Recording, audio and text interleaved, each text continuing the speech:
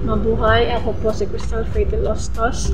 Galing po sa NLEC 1 student of TECHM 1-2 at ako po ay 20 taong gulang.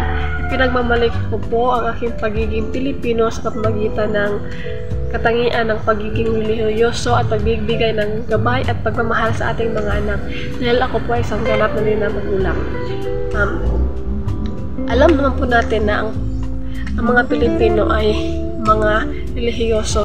Dahil kung meron tayong mga problema, sa Diyos tayo kumakapit at magdadasal dahil ang mga tao ay alam na, ang mga Pilipino alam naman natin na may mga talento, may mga kanya-kanyang pangarap at mga ambisyon sa buhay na kailangang marating. Kaya nagdadasal tayo at lumalapit tayo sa Panginoong Diyos para mapuntahan natin ang ating mga pangarap at matupad natin ang mga pangarap.